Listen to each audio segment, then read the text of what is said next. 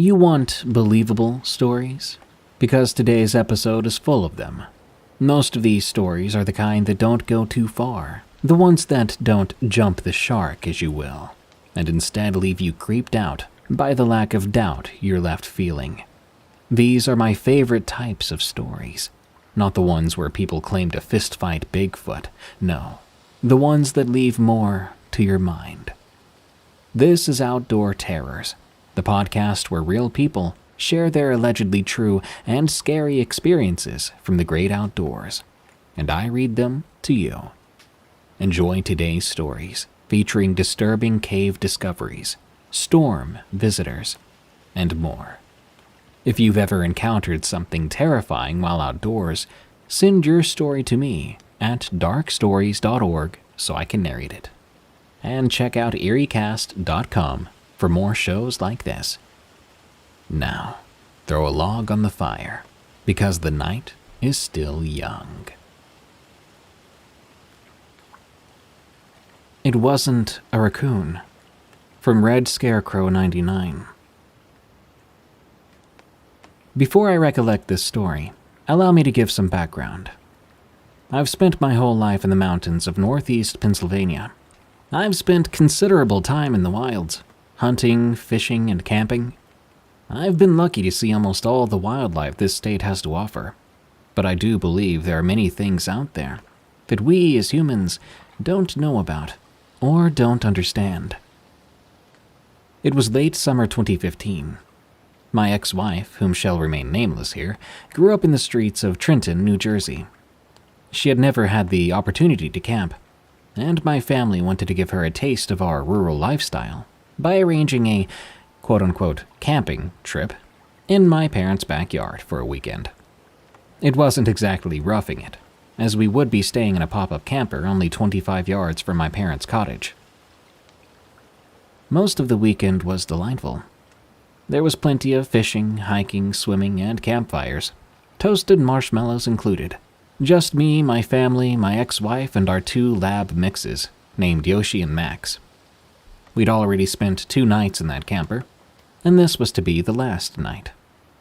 My father, a salt-of-the-earth kind of guy, cautioned us on an incoming rainstorm. We chuckled and went to bed, excited to sleep under a thunderstorm. The idea of the sound of the rain on the roof of the camper sounded pleasant. We said our goodnight and put the dogs to bed shortly before turning in for the night ourselves. My now ex-wife and I talked briefly about how nice the weekend had been, before falling asleep rather quickly. We'd swam all day, and we were exhausted. I awoke sometime around midnight. It was tough to say exactly when, but it was pitch black out. The camper was softly rocking, and I could hear distant thunder rumbling. I closed my eyes, trying to go back to sleep, only to be torn from sleep again some time later by the crack of thunder that shook the camper more. My wife and I both bolted upright, and the dogs began to bark as the rain came down like bullets from the sky. We had just started to discuss our next steps when we heard it. Bare feet running down the flagstone path from the cottage to the camper. We both assumed it was my parents, coming to wake us up, to tell us to seek shelter in the house. "We're coming, Papa Bear," my ex-wife yelled out as the dogs began to growl. Now, Yoshi is a Lab Akita mix, and in his prime, he was 125 pounds. But even he ducked under the table and hid with the more skittish Max. Suddenly, something punched the camper door with enough force to rock the little pop-up. We both screamed as the camper leaned to one side, like something was pulling it down, and a loud bang came from the roof as something jumped up. It was pitch black out, which was odd. The yard light didn't even turn on with its motion sensors. The dogs began to bark furiously as my wife began to sob. We were both terrified. In the darkness, I whispered, "I'll send the dogs first, then me, then you. Run to the house for Dad, and don't stop for anything." She continued to cry, but I could barely see her nod. I flung the door open and yelled, "Yoshi, Max, go!" They took off running at my command. I hopped out unarmed, but remembered the hatchet my father used for the campfire. It was only a few feet away. I scooped it up as my wife ran screaming. The motion-sensing lights finally came on, shining on the downpour and revealing the yard.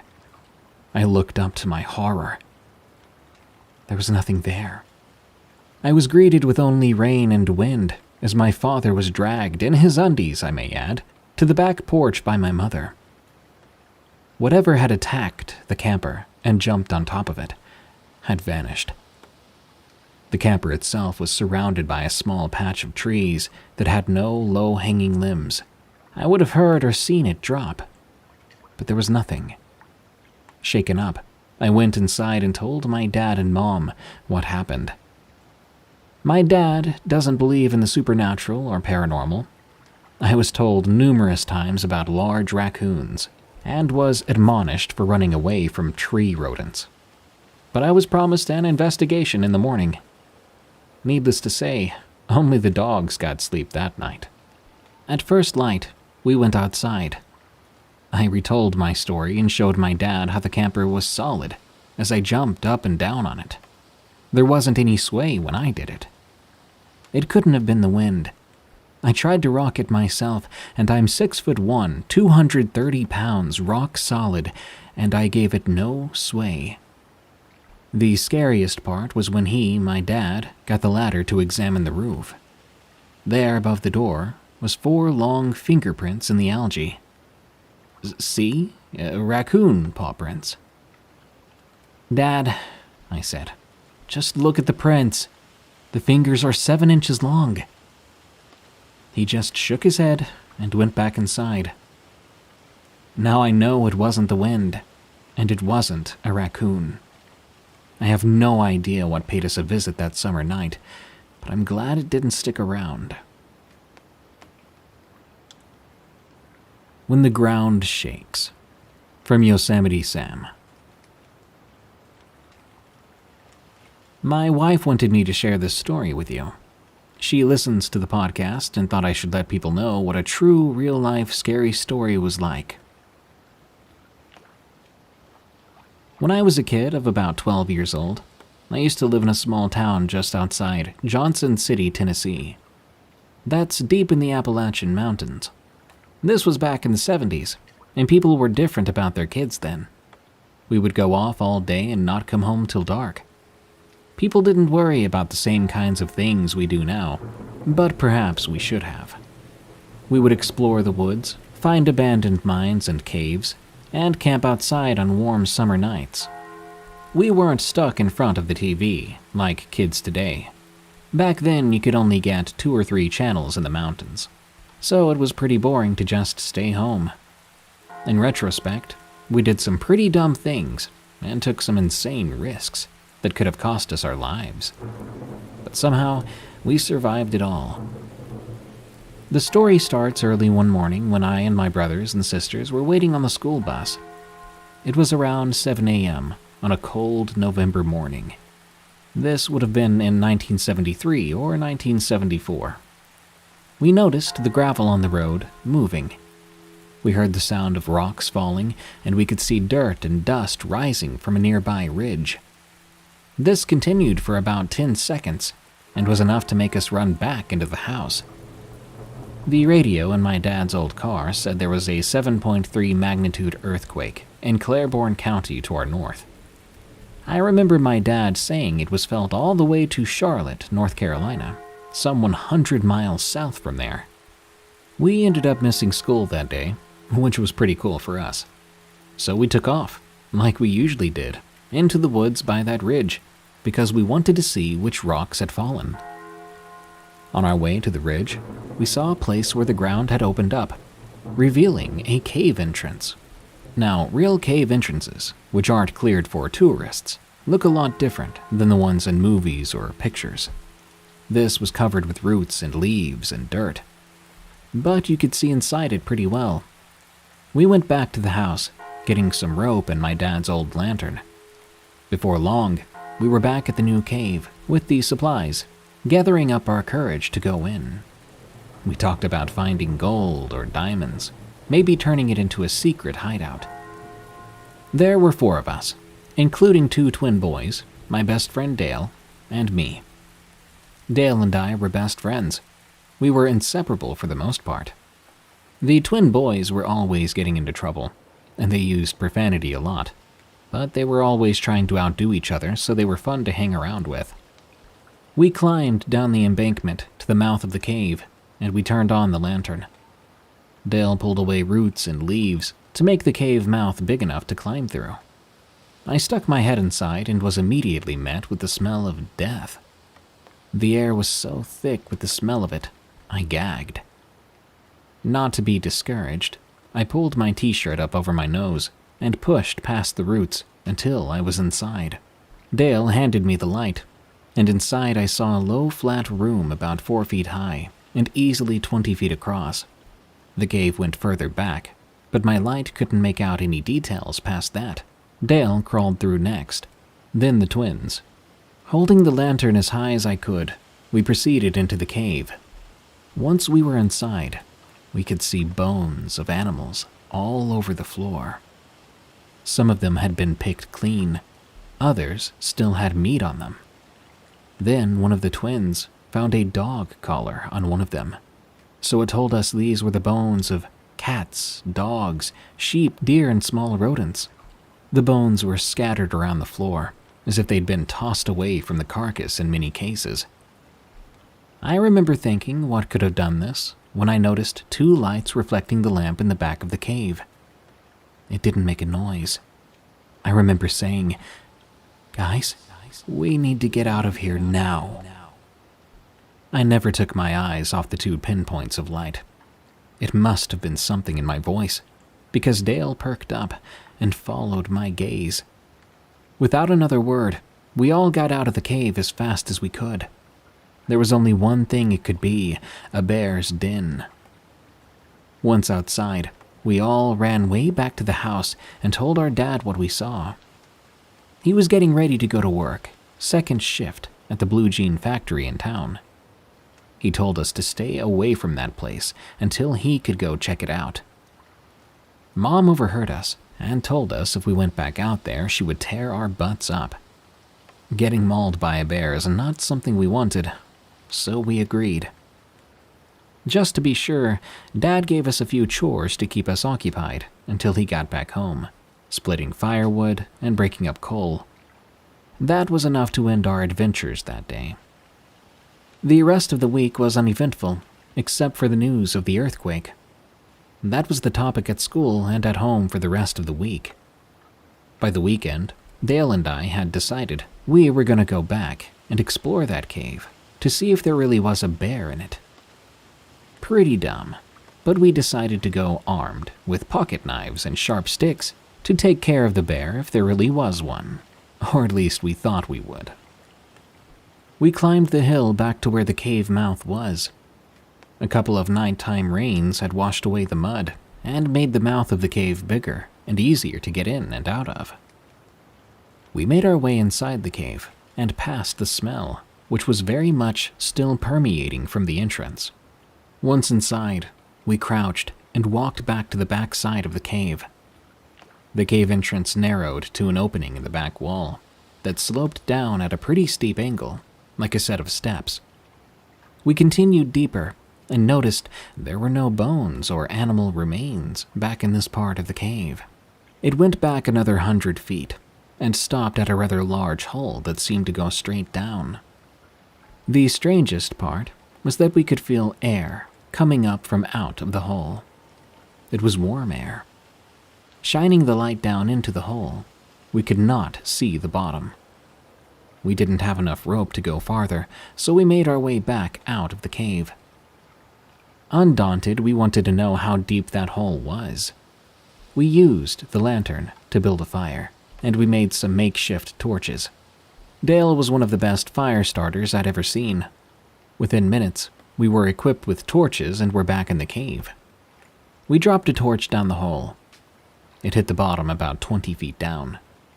It opened up into a room with a dirt-covered floor. Then there was a growl. It was unlike anything I've ever heard in my life. It was coming from somewhere down in that hole, from something. It sounded like a tiger or a lion, some sort of big cat, more than that of a bear. Then it screamed so loud we dropped our gear and covered our ears. We could see from the torch lights it was circling the torch, but staying away from most of it. It was looking up at us, big and lean, definitely not a bear, more like a mountain lion. But its fur was black as pitch, and its ears were like a Doberman's, straight and tall, like horns. It didn't look like any cat or dog or bear. Its eyes glowed red in that firelight, like two hot coals. It would look at me, then at Dale, as if it were trying to decide who it would kill first. When it screamed again, it was like having a ton of sand dumped on you from above. I went down to my knees and tried to curl into a ball. The scream made me feel weak, unable to think or move.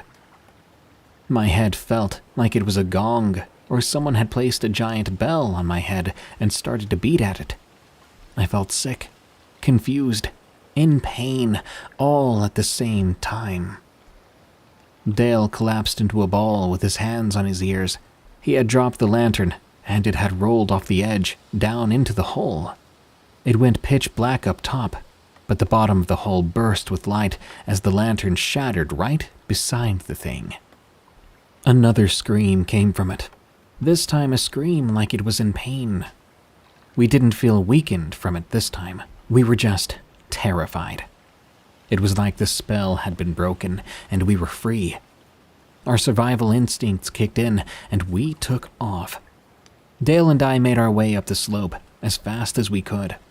We could tell that whatever that was in the hole was going to come after us. We just knew that it would not let us live for dropping that lantern. It was like there was a connection to the thing in our mind, and it was talking to us. Once up the slope, we could see the dim light at the entrance, and we quickly made our way back. Just before we reached the mouth of the cave, we heard the scream again. This time it was like being hit by water coming out of a fire hose. It knocked both of us down as we desperately covered our ears, then tumbled forward toward the entrance. We got out of the hole and ran all the way home with tears pouring down our faces. Neither one of us could hear for a week. I remember having a headache that was so bad, my parents took me to the emergency room. The doctor couldn't find anything wrong with us, other than the many scratches and bruises we had from the cave.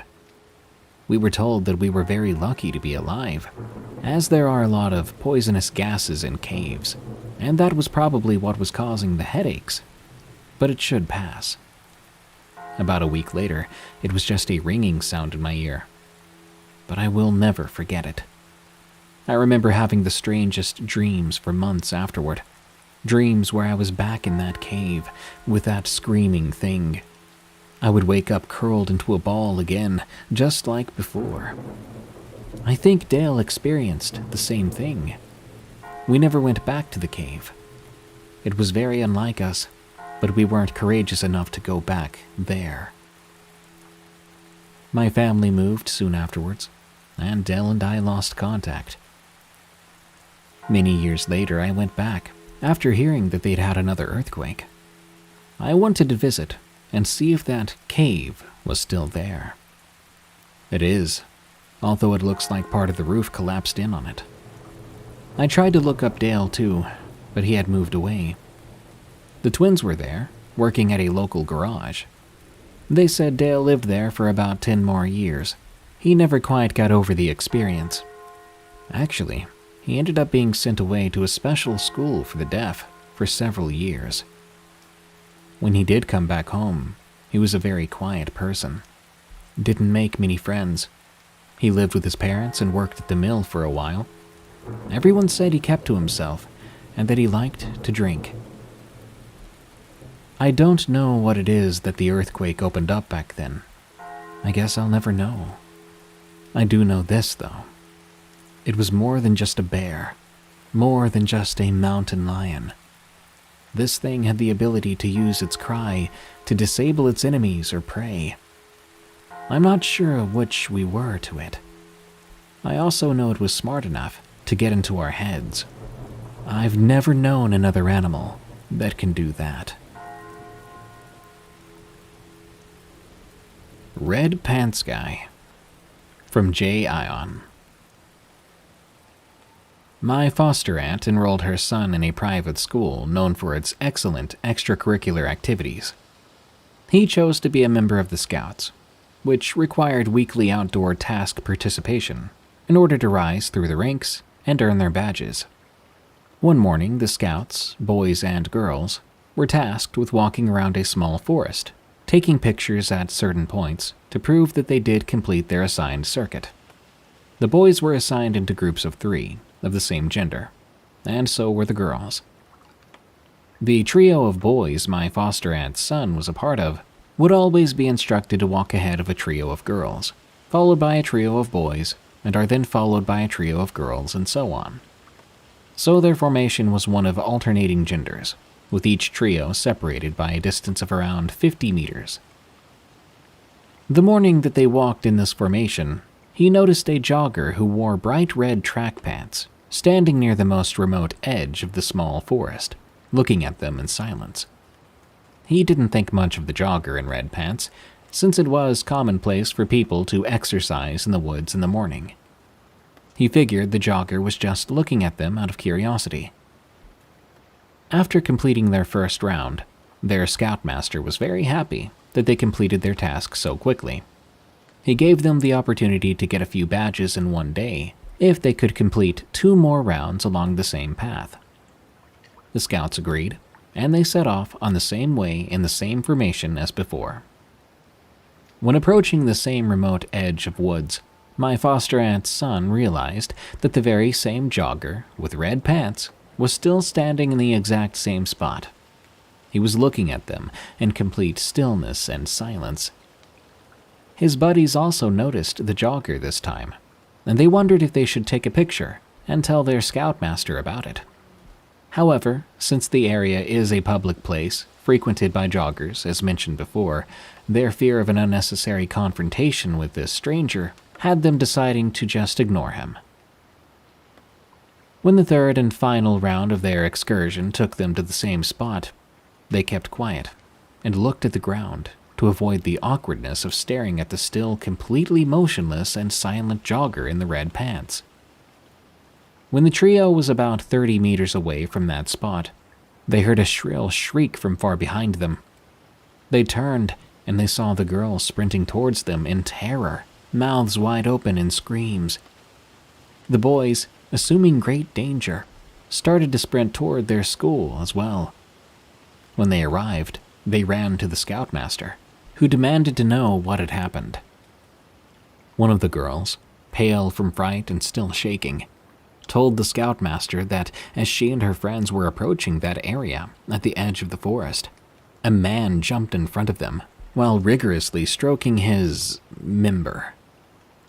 The man had a disturbing look in his eyes and a demented grin, with those bright red track pants pulled down to his thighs. The girls were horrified at the sight and ran away as fast as they could. Then a large group of boys and girls arrived at the school's entrance. Turns out the remainder of the formation heard the very loud shrieks too from those girls, so all of them ran to the spot where the screams had come from, but they did not see anyone there. They had decided to band together for safety and finish the excursion as quickly as possible.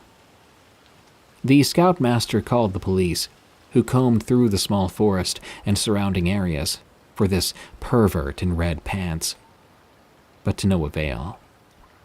After taking statements from the scouts who saw the jogger in red pants, the police deduced that it was an opportunistic sexual predator who was watching and waiting for the right time and right targets to expose himself. Since the pervert was watching them complete a couple of rounds around the forest, he was able to know that the girls were grouped together and isolated from the others, so he was able to corner them and escape before the others noticed.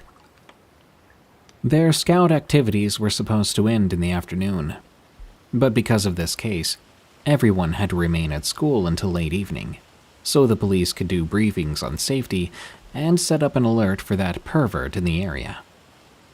My foster aunt's son continued in his school's scout activities until he left for college a few years later. From what he heard, that pervert in red pants was never caught, nor was he seen again in the area. However, because of the incident, all the school's outdoor excursions from then on had to be chaperoned by at least 3 adults, with many parents volunteering their spare time, and even offering to pay for extra security at particularly crowded events.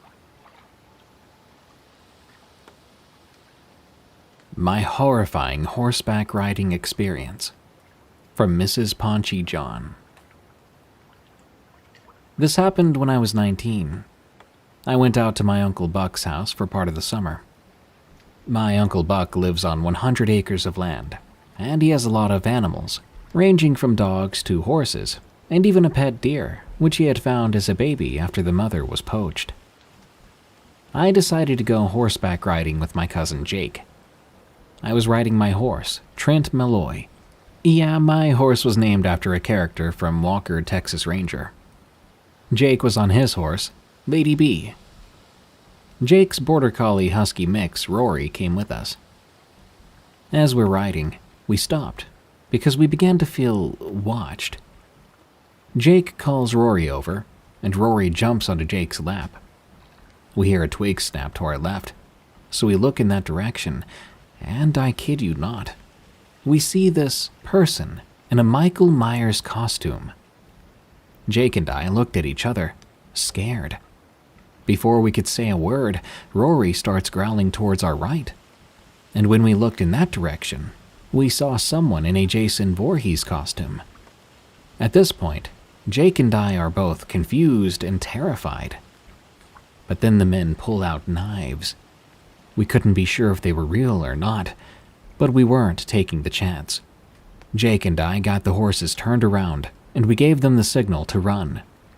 Jake was holding onto the reins with one hand, while he had his other arm around Rory. I looked behind us, and I saw those people chasing us.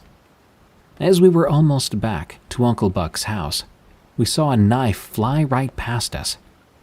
Over the sound of hoofbeats, Jake yelled, "What are these freaks doing?" Then, gunshots broke out through the air. We were nearly back to my uncle's when we saw him running out of the house with his shotgun in hand, and his neighbor Joe and his son Kyle rushing over with their baseball bats. Those people in Myers and Voorhees costumes stopped at the fence after Jake, Rory, and the horses got through it. My uncle shouted for them to get down on the ground, and they did. Jake ran inside and called the cops. When the cops came out, they took the masks off the 2 people and revealed 2 men. They told the cops they just wanted to scare someone, but the cops weren't buying that one bit. The 2 men were actually charged with attempted murder, and currently, they're in prison. If Rory wasn't with us that day, we probably never would have seen that other guy. And if we didn't have the horses, we would have never outrun those 2 maniacs. Sadly, Rory passed away a year after this, of old age. It took a toll on Jake. Rory was his favorite dog, but he's doing better now. After all, he and his dad have 20 other dogs, with a litter of pups due in March. But that day will always be stuck in our minds. Backwoods, Ohio Witch Encounter. From C. Philly 100. This is a story I gathered from a female friend, and will be told from her perspective. I'd been out hiking in the backwoods of Ohio, taking a nature walk, if you catch my drift. Weed was not really legal in Ohio at the time.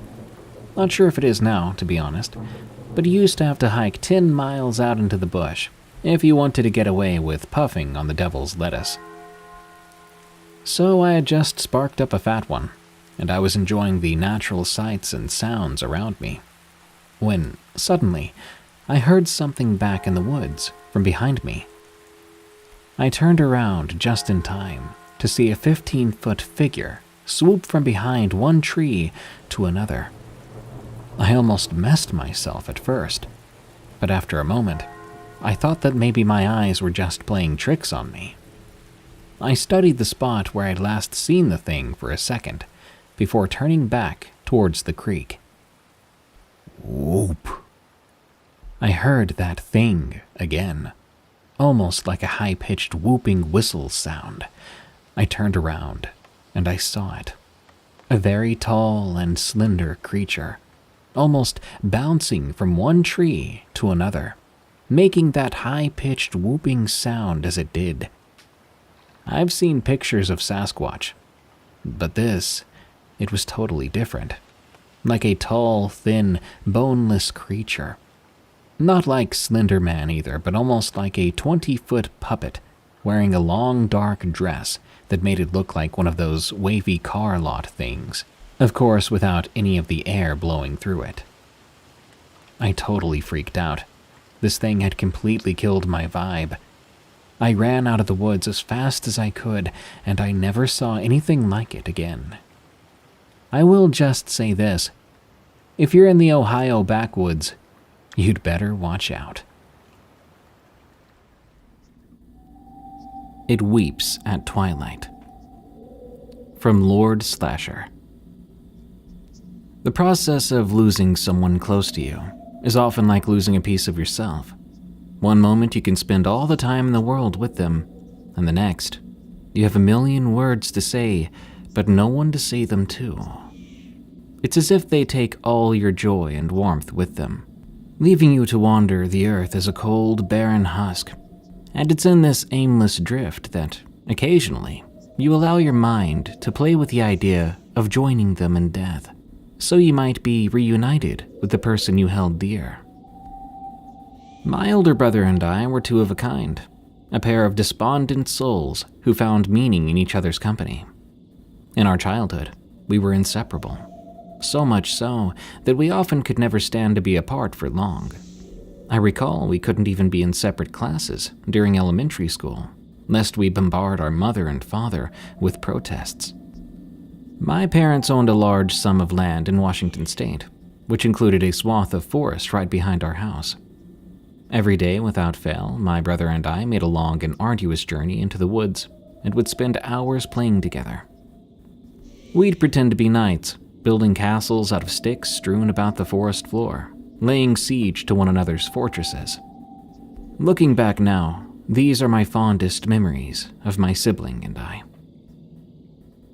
As we reached our teenage years, we became distant. My brother allocated the majority of his free time to his frequent girlfriends, and I dedicated myself to academics and a job. We began to talk to each other less and less, and the less we spoke, the greater the divide between us became. It was obvious we both understood what was happening, but we chose to ignore the problem, a decision I regret to this very day. During the final weeks of my junior year in high school, the many tests and exams inundating me had swept aside all other aspects of my life, including my relationships. While I did have friends, they, like me, were heavily involved in their studies, and being the terrible time manager I was, I could never spare even a minute from my preparation for finals to socialize. That was until my brother offered me the chance to attend a graduation party, being held by an acquaintance of his. Under normal circumstances, it was seniors only. However, he was willing to make an exception for me. Usually, I would have turned him down, but after weighing my options, I agreed. This must have surprised him a bit, as my brother nearly jumped in shock. "Wow, bud, finally gonna try your luck with the ladies," he said, his voice still wavering with astonishment. I briefly guffawed at his comment before replying, "No, I'll just keep you out of trouble. I'll leave the swooning to you." "Be sure to clear your evening," he ordered, now grinning ear to ear, before promptly abandoning me to my solitude. As unappealing as the idea of spending my Saturday night around a group of drunken teenagers was, I refused to pass up the chance to impress my brother, and rekindle the blood bond that had fizzled out so long ago. The remainder of the week practically flew by, and I burned most of my spare time chipping away at any homework I still had. As I woke up Saturday morning, I was greeted with my brother's goofy smile. I had slept past my alarm, and far be it from my brother not to take the opportunity to give me a rude awakening. "Wakey wakey, sleepyhead. It's 11. I want to make sure my favorite little bro is ready for the night out," he said, patting my head. My glazed-over eyes met his, and I could only mutter a brief retort. "I hate you, man, so much." He chuckled and paraded out of my room, utterly proud of his achievement. The scent of bacon and eggs accosted my nose as I got dressed and headed down to the kitchen to eat. My mother was stationed by the stove and greeted me as I walked by. I returned the courtesy before taking my seat at the kitchen table. When she finished cooking, my mother switched off the stove and set down the plates. "What's the occasion?" I asked. She smiled. "It's been a while since you two have spent some time together. Thought I'd commemorate the occasion." I looked down at my plate in guilt. "Well, Mom, they get busy, you know. I can't balance it all, school, work, and all that." "The important thing is," she said, "that you're making an effort now." As the morning turned to afternoon, and afternoon to evening, I began to have second thoughts about attending the party. I was convinced my brother would simply forget about me once we arrived, leaving his dead-weight little brother in a sea of inebriated young adults. But I pushed the thoughts to the side, choosing to have faith in him. I dressed in a greaser-esque fashion, throwing on denim jeans, a leather jacket, and a muscle tee underneath. I snatched up my car keys and ventured to collect my brother. When he saw me, he looked a bit proud, I think. "My little dweeb of a brother, all grown up now. I'm telling you, dude, if you just give it a shot, the ladies will be chasing you." I smirked, ushering him out the door. "No time for complimenting me. Even if I am the superior sibling, we gotta get going." It was an unusually chilling May night. As we exited the house, the frigid air slammed into us like a freight train. I opened up the garage, and we shuffled into my old '79 Camaro. Like I said, I spent my entire high school career working on the side, and I'm proud of what I was able to save up for. The trip to the residence was surprisingly lengthy, taking us down multiple back roads, and about 2/3 of the way there, the pavement turned to dirt. We pulled into our destination at around 7 p.m. Amazingly, we were the first to arrive. My brother's friend, Howard, welcomed us inside, offering us food and drinks. It was 1985, and the laws against teenage alcoholism were not as harshly enforced those days, at least not where I lived. Within the hour, a sizable crowd had accumulated in Howard's yard. My brother and I assisted him in setting up the grill. Someone had even brought a boombox to the party and was blasting the song Metal Health by Quiet Riot at maximum volume.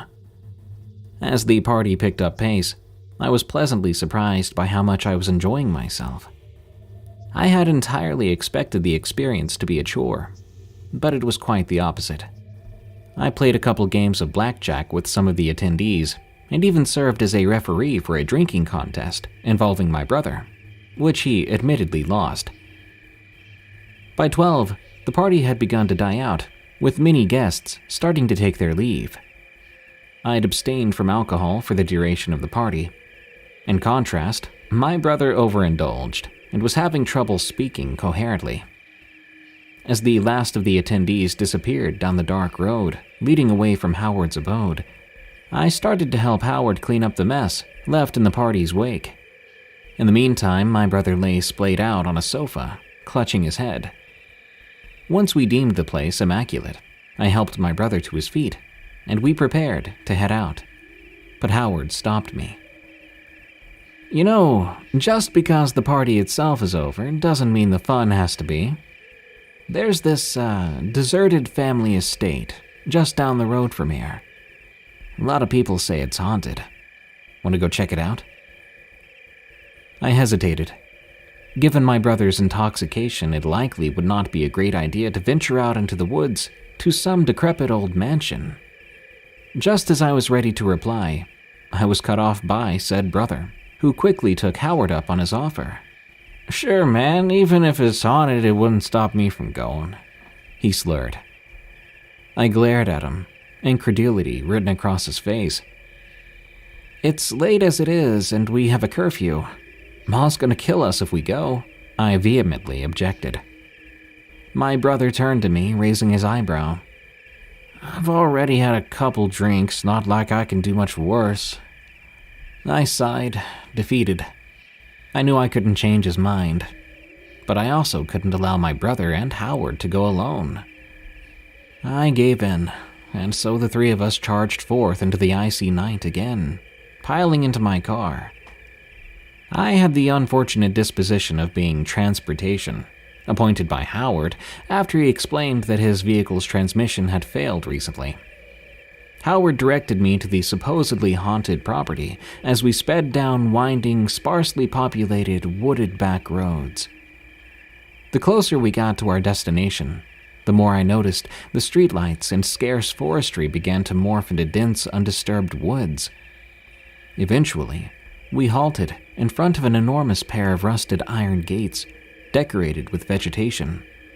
From what I could tell, there had at one point been a pair of initials welded into the gates, but they had since been removed. We carefully exited the vehicle, perhaps intimidated by the looming barriers. Howard glanced at me and my brother, a hint of mischief in his expression. "You ready to see some ghosts, guys?" I shrugged, unconvinced. Throughout my life at that point, I had never been very religious or spiritual. I plainly reasoned that you just ceased to exist when you died, and I didn't have any intention of changing my mind. Now that we stood in the presence of this manor, my brother seemed to have sobered up a bit. His stance shifted from relaxed to uneasy. Yeah, I think so," he replied, shakily. Howard shoved open the gates, which emitted an audible creaking sound that made my skin crawl. He proceeded to gesture for us to take the lead. "How chivalrous of you to make us monster bait," I snarkily stated, trudging my way through the overgrown grass, my brother following suit. The task of plowing through the excessive undergrowth guarding the estate, considering how many thorn bushes had inconveniently decided to plant themselves in our path, was rather difficult. In due time, the dark shape of the house began to materialize in front of us. For all intents and purposes, the place looked very similar to its description. Much of the siding and roofing had partially or entirely been rotted away, exposing some of the framework. And where windows had once been, there were now only gaping holes. There appeared to be a wooden deck connected to the entrance of the house, which lay astoundingly intact. We worked our way to it, and with each step I took, a primal sense of dread slowly crept up deep within me, urging me to turn back, lest I risk seeing something humans were never intended to lay eyes upon. I wish I had listened. As we neared the deck, Howard pushed past us. He strided over to the door and tried the knob, but it refused to budge. "Dang it, hang on, I'm going to kick this thing in," he exclaimed dramatically. He began to vigorously slam his foot on the door, and after 3 or 4 tries it gave way, crashing into the shadowy interior of the house. I rolled my eyes, angered by his lack of discretion, but I dared not oppose him at the moment. Now certainly wasn't the time to argue. Howard was the first to saunter on inside, accompanied by my brother, who was unusually quiet. I tread carefully, trying to muffle the sounds of my footsteps while I pursued them. As the pitch black enveloped me, I reached for my pocket and produced my handheld flashlight. When I switched it on, my jaw dropped. The entire interior of the house was spotless. In here, there were no signs of decay. Not a single speck of dust coated it. It was like the family never left. What the? I stuttered, before looking to my accomplices, seeing that they had similar reactions. My brother at last spoke up. Okay, so this place is missing windows, but somehow the furniture and floors are untouched? Am I dreaming? Howard and I must have been too stunned to reply. Both of us remained speechless. As a requited hush fell over the three of us, we began to become aware of a distinct noise emanating from the second story. The sound of intense sobbing. My eyes were the size of baseballs. I glanced at Howard and my brother, panic visible in their faces. Howard spoke in a whisper. We've got to check it out. Someone could be hurt in here. My eyes grew even wider. Are you kidding? Who would be crying like that at the dead of night, in the middle of nowhere? Howard didn't respond. Instead, he began edging toward the staircase, leading up to the second floor. Left with no other option, and being the self-proclaimed alpha males that we were, my brother and I, of course, stumbled after him. As we trampled up the stairs, my sense of trepidation grew ever stronger, until it was drowning out all logical thought in my mind. We reached the top of the staircase and were presented with an extensive hallway on both sides. We promptly changed our course, while the distressing noise emanated from an unseen room to the right. Howard led the way. My increasing terror climaxed when I realized the noise was coming from the very end of the hallway. If it became necessary to run, our escape would be significantly prolonged. I shone my light down the hall to get a visual on the source, finding that the door to the room was shut. Seeing this as an opportunity, I shook Howard's shoulder in a final effort to convince him this wasn't a good idea. He once again soundly ignored me. Without wasting a word, Howard advanced toward the door as the crying became deafening. In one swift motion, he twisted the knob with a click that made my heart stop.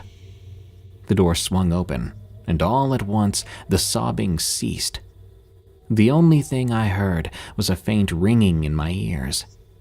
My hands violently trembled as I raised my light to the now gaping doorway. What I saw will forever be burned into my memory, my very being.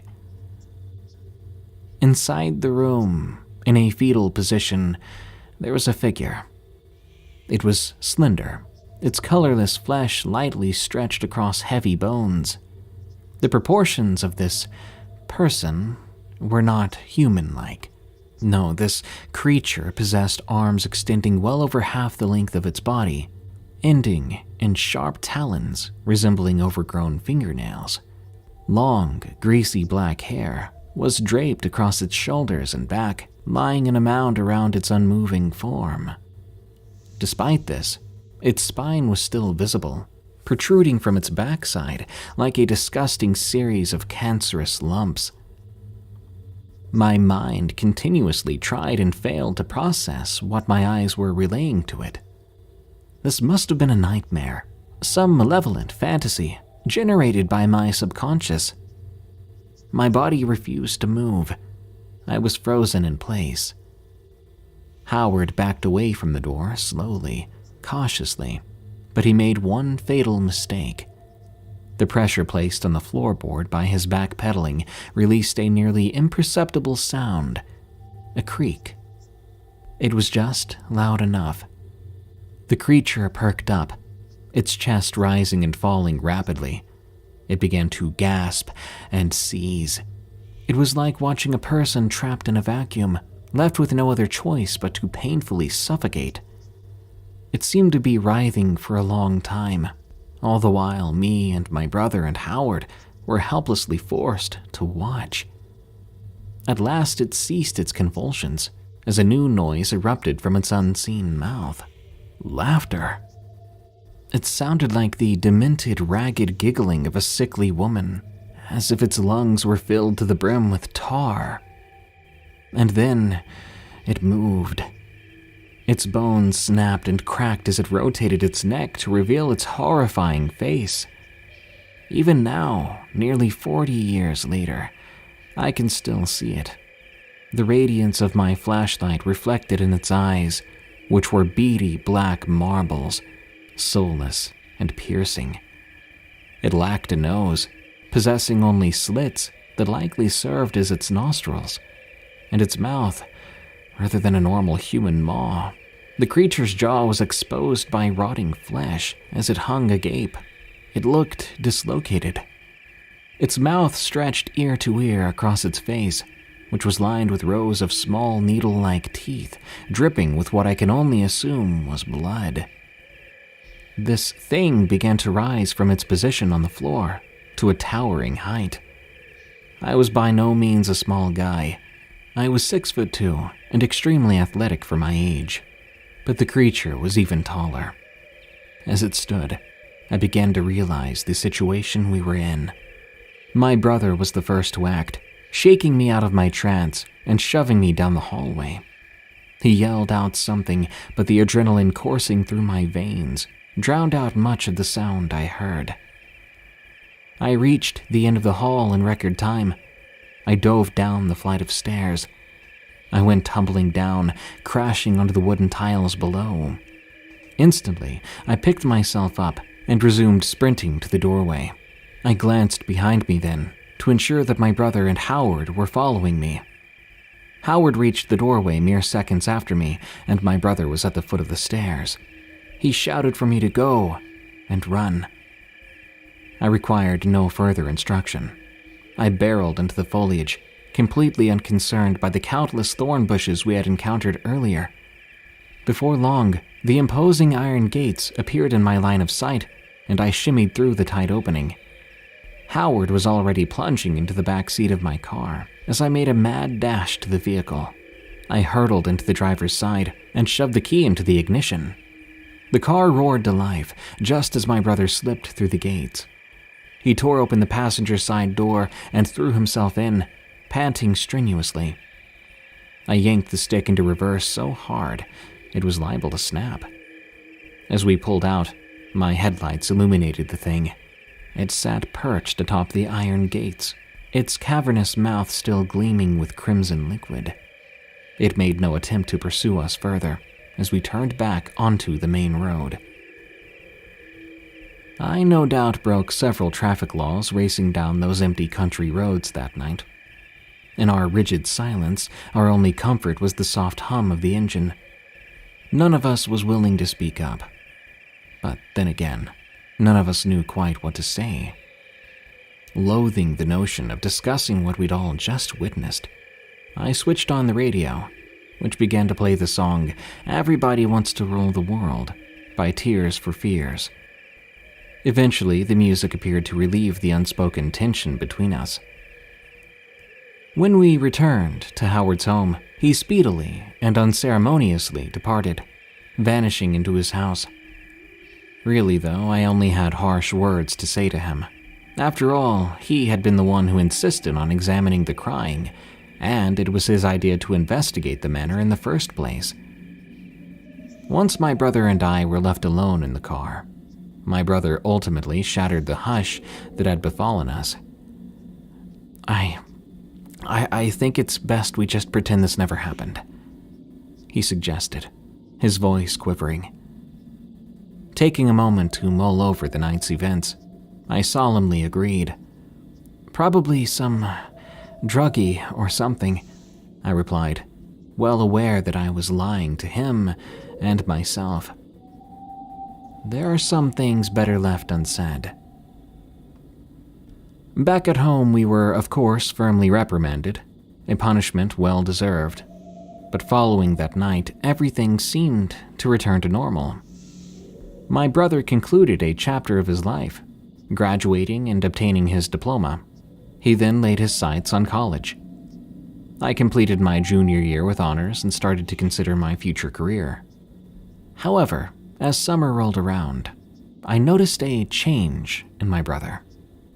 It began with him telling me about an ache he had throughout his body, as well as muscle spasms and nausea. My family initially assumed he had been suffering from occasional migraines. But his health only continued to decline. His activity decreased, and he gradually stopped going outside, or even getting out of bed. We were forced to admit him to a hospital in July, where, off to the side, the nurses admitted to us that when he was awake, he would tell them about a tall woman constantly tormenting him in his nightmares. The doctors could not give us a diagnosis for his condition. We were told that not much could be done for him, as physically he was entirely healthy. During this time, I spent every moment I could at his side. He would pull through. He must pull through, I told myself. But fate intended differently. My brother's ailment became so critical, he was rarely ever aware or lucid. Nonetheless, in his final days, I was there, clasping his hand, tears streaming down my cheeks. I could do nothing but watch as the very life was strangled out of him. But I remained, still grasping his palm, long after his heart stopped. My family was devastated at his loss. I seldom left my room for days, maybe even weeks. When I returned to school, he never vacated my mind. How could I even begin to think about academics when he was gone? But something he had said resonated with me. The woman in his dreams. It was the creature we saw. It had to be. It had killed my brother. After I turned 18, on a hauntingly similar October morning, I convinced my father to allow me to borrow a hunting rifle of his, falsely telling him I was going hunting with friends. More determined than I'd ever been, I sprung into my vehicle and set off once more for the old abandoned family estate out in the woods. After a long drive, I had long last encroached on the property, sighting the familiar iron gates. I lingered in the car for a time, motionless, reflecting on how significantly this vile place had impacted my life. I loaded the rifle, and I stepped out of the vehicle. I thrust those gates open, and double-handing the rifle began my approach. Once I was a small distance away from the house, I lifted the rifle's muzzle to the sky, and I fired 3 rounds into the air in quick succession. I received no response. Furious, I called out. Still nothing. Fueled by rage, I stormed into the house. If I could not kill this creature, then I at least could reunite myself with my brother. As I entered, the interior was totally demolished. All the previously robust furniture and tiling now looked just as whittled and broken as the exterior. I recoiled in bewilderment, but I could not afford to pay it more mind than that. I scoured the entire structure, every room, every closet, every crevice. No space was left unchecked. But I found no creature. No tall woman. I exited the deteriorating home, defeated. Above, clouds had started to conceal the sun, and a light rain began to fall. As the raindrops battered me, I could no longer contain myself. Tears welled up in my eyes, and I collapsed to my knees. I wanted to tell my brother I was sorry, that I had failed to make things right. But there I rested in a field of silence. Hunted Hunter, from Ozark Hunter. This is a story about what I encountered while hunting in the Ozarks of Missouri. The story takes place 4 years ago, during the rifle season of 2019. At the time, I was 20 years old, about to turn 21. As a birthday present, my dad decided to go hunting with me. I was pleased by this because he's always busy, and I don't get to talk with him as much as I want to. So I spent the week before opening day preparing, and I went to bed eagerly. That morning, though, I got a call from my mom. "Hey, daughter." I'm using daughter to not reveal my actual name. "Sorry, but your dad has just come down sick. He said he's not going to make it to the hunting trip." Naturally, I was upset by this. Even so, I got ready to go hunting after hanging up. I mean, after all, I'd spent all week preparing. It would be a waste not to go. So I got ready, grabbed my rifle, and hopped in my pickup. When I got set up in my stand, it was pitch black out still, and I decided to close my eyes for a bit. For those non-hunters listening, you want to try to get out to your stand while it's still dark, when the deer are still hunkered down. That way you're not scaring them away. I was sitting in the stand with my eyes closed when I started to hear footsteps. I was confused by these steps. They sounded bipedal, as well as really heavy and unnatural. I've lived in the Ozarks my whole life, and my parents often joked about me acting more like a boy as a child. I was constantly in the woods getting dirty, so I felt like I had the right to call myself a knowledgeable person about these woods. This wasn't normal. Suddenly, my dad's voice rang out from the darkness. "Daughter, I've come to hunt with you. Where are you?" This confused me. My dad is a joking, carefree guy. He wouldn't have just called out. He's the type to sneak up on you, grab you by the foot suddenly. And he knows where the deer stand is. He wouldn't be asking where I was. We haven't changed its location even once, because this spot never fails to provide does and bucks to shoot at. And on top of all of that, the voice was wrong. It was emotionless and monotone. It sounded more like a recording instead of actually coming from him. So I sat motionless, eyes wide open, looking around the dark forest, trying to see anything. But I had a very bad feeling I might know what it was. I've heard these stories before. Stories about wendigos and skinwalkers and other things. Things that are able to mimic people's voices, including your loved ones. My heart began to pound as I silently started to panic. I was trapped here. If I was discovered, I wouldn't be able to outrun this thing, and my rifle started to feel useless. Then I stifled a gasp as I saw a shadowy humanoid figure appear from the dark. I couldn't make out any features, except unnaturally long arms that brushed against the ground as it took heavy steps in the dry, fallen leaves of autumn. It looked around and walked past my stand, repeating the same thing over and over. "Daughter, I've come to hunt with you. Can you tell me where you are?" I stayed in my tree stand long after that thing had passed. I waited until the sun came up to get back to my truck. While I walked through the forest, I felt as if I was being watched, and I kept hearing sticks and branches breaking.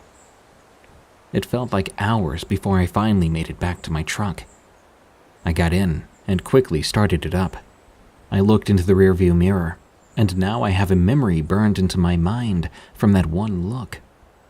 There stood a tall, pale figure, leaning out from behind a tree, watching me leave before letting out what sounded like an angry, unnatural scream. I then let go of the steering wheel and covered my ears instinctively before quickly grabbing it and jerking it to the right as I was about to hit a tree. My heart pounded in my chest. I drove back home where I slowly recounted the events in my mind. This hasn't changed my love for the woods, and I still hunt that area to this day. I've never experienced this again, though, and my dad did end up having COVID but pulled through. Then the two of us went hunting together the year after. This is the first time I've shared this story, as my parents have always just laughed whenever I've discussed cryptic topics. So as I write this, I feel like I'm taking a heavy weight off my shoulders. I'll say this: no matter how well you think you know your woods or your hunting area, just know there are things out there that can make you rethink your entire thoughts about the woods you're familiar with. Hoboken Mountain, from Mountain Mike. Nestled in the uncharted depths of Tennessee's rugged mountains, my home is a realm of secrets unknown to many. Vast hills, imposing cliffs, and seemingly endless hollows stretch far beyond state borders, concealing a rich tapestry of history unbeknownst to most outsiders. The story I share delves into one such concealed narrative. In this remote expanse, there exists a section of forest-blanketed mountains known to the locals as Hoboken Mountain. Yet, to the natives entrenched in the region, they refer to it as the forest that takes. This place is shrouded in mystique, echoing a tale that transcends mere names and taps into a hidden history veiled beneath the shadows of ancient hills and cliffs that seem to stretch into eternity. Long ago, colonists ventured deeper into unexplored territories, their aspirations fixated on the coveted expanse, now currently known as Hoboken Mountain. Extensive surveys of the region unveiled a panorama of allure, a wealth of animals, abundant resources, and fertile grounds promising bountiful harvests. This mountainous haven not only satisfied their immediate needs, but strategically positioned, became a linchpin for further settlements. The colonists, driven by dreams of prosperity, saw in Hoboken Mountain not merely a plot of land, but a key to unlocking the untold potential of their burgeoning community. During this era, the indigenous people and the newly arrived colonists existed in a state of mutual coexistence. However, as news spread of the colonists' intentions to settle in the foothills of Hoboken Mountain, a shift in the delicate cohabitation occurred. The native inhabitants, rather than adopting a hostile stance, chose a path of caution and concern. Sensing an impending disturbance, they earnestly warned the newcomers to steer clear of that particular terrain, their voices carrying a wisdom rooted in a fear and superstition for the darkness that lingered in Hoboken Mountain. Unfazed by warnings and superstitions, the resolute colonists, driven by prospects, forged ahead with their settlement construction. Occasional skirmishes with native groups and sabotage, motivated by fear of the ominous consequences of trespassing on the cursed ground, failed to impede their progress. Undeterred, the settlers successfully constructed their settlement, laying the foundation for the founding of a town. Numerous tales shroud the generations during which this settlement endured, none of them positive and all lacking any corroborating evidence. The lore weaves a dense narrative of misfortune, otherworldly affliction, and mysterious disappearances. Depending on the storyteller, the consensus emerges that the settlement was ultimately abandoned, surrendered to the relentless embrace of the encroaching forest. Presently, locals caution against venturing near those woods. While not everyone heeds the warning, any seasoned hunter understands the unspoken wisdom.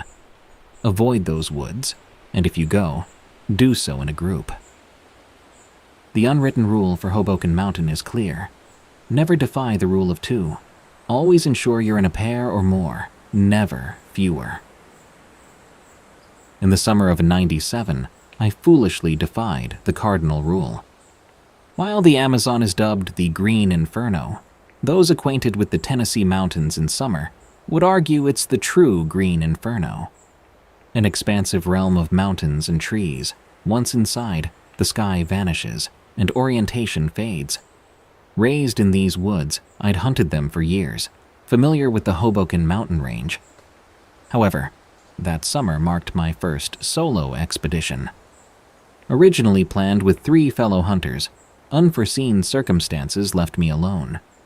Ignoring better judgment and swayed by a misplaced confidence, I ventured into the woods alone. Driving my truck down the dirt road leading to the Hoboken forest entry, I left it at the road's end, commencing my trek. Standing at the precipice where dirt met tree line, the forest seemed to hold its breath in anticipation as I crossed the threshold into the woods. Embarking on the trek to a familiar hunting spot, a location of past success, required a 2-hour hike. Initially, the forest teemed with life, birds, bugs, squirrels, the vibrant symphony of nature. However, As I delved deeper, an unsettling unease settled in. Despite knowing the terrain well, I felt an unnatural disconnect with my surroundings. The cliché sensation of being watched manifested profoundly on this hike. With about 30 minutes remaining, I decided to pause, settling on a rock for a sip of coffee from my thermos. I glanced down and discovered several drops of blood on a leaf. Realization struck as I recognized the source, a cut on my arm. The scene took an eerie turn as a flock of butterflies gracefully descended, landing on the leaf and engaging in a bizarre struggle over prodding the blood droplets with their proboscis. Lost in a surreal trance, I gazed at the bizarre butterflies. A sudden snap jolted me, but as I turned, there was nothing. When I looked back, both the butterflies and the blood droplets had vanished. Shrugging off the ominous feeling, I pressed on with my hike, reaching the spot where we had set up a deer stand years earlier. Upon entering, I found myself overlooking a picturesque clearing, cut through by a stream flowing down from the mountain. The scene was enchanting, a perfect spot to patiently await a deer. Within an hour, a massive buck emerged into the clearing. Slowly raising my rifle and peering through the scope, I had him in my crosshairs when he abruptly jerked his head towards the tree line. Something had spooked him, and he bolted before I could take the shot. Swinging my scope towards the disturbance, I observed movement in the bushes, a pinkish blur that gradually revealed itself. What emerged was beyond horror. My heart and lungs seemed to halt in fear. In the clearing stood a naked, dirt-covered duplicate of myself, staring directly up at me with a malevolent gaping smile of rotted, blackened teeth.